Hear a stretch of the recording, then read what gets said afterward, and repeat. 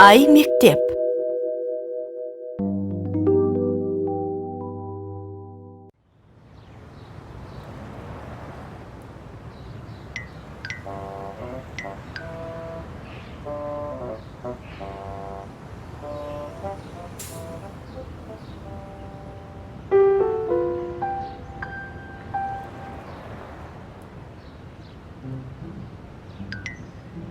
Ас қана. Қарның ашты ма? Қазір үйге жетеміз. Анамыз ас әзірлеп қойған шығар. Әрине, тамақты үйден ішемін. Біздің анамызға жететін аспаз бар ма? Айтыңызшы. Бүгін біз қосымшалар туралы сабақ өттік. Қалай аталушы еді? Жұрнақ пен жалғау ма? Я, олар өте қызық. Сөздің мағынасын өзгертетін қосымшаны жұрнақ дейді. Ол бұлайша белгіленеді. Мысалы, қой бұл үй жануары болады, оған шы жалғасаң, сол қойды бағып жүрген адам болып шыға келеді.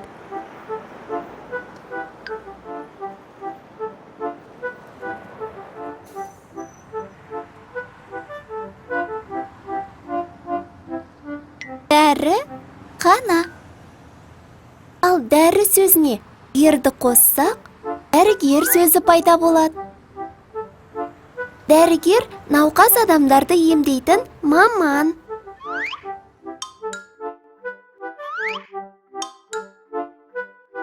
Осындай жұрнақтар арқылы пайда болған жаңа сөзді туынды сөз дейміз.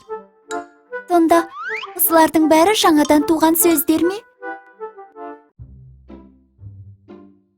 Иә, бірақ туған емес, туынды сөз.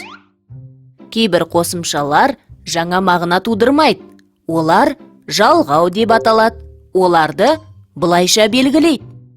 Мысалы, асқа қа, дәрінің нің, ағаштар тар, жапырақты т қосымшалары жаңа мағына тудырмайды.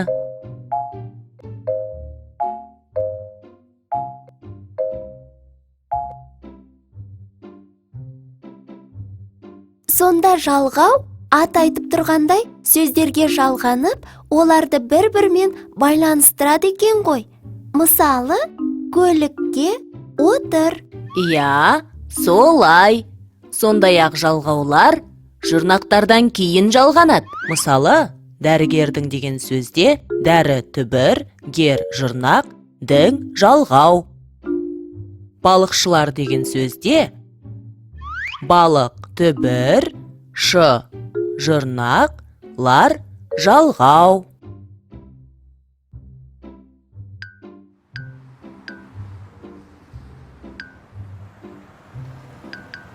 О, міне біздің автобус та келді.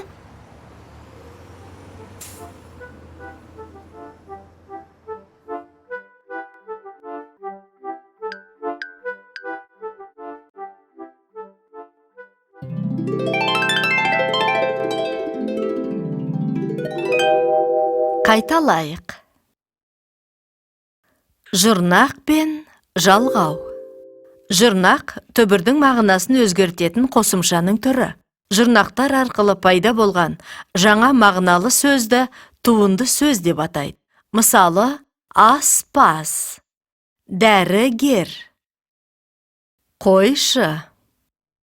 Түбірдің мағынасын өзгертпейтін, сөз бен сөзді байланыстыратын қосымшаның түрі жалғау деп аталады.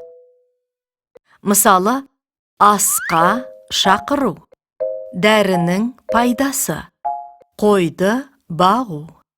Түбір сөзге жұрнақ та жалғау да жалғанады. Жұрнақ бұрын, жалғау жұрнақтан соң келеді.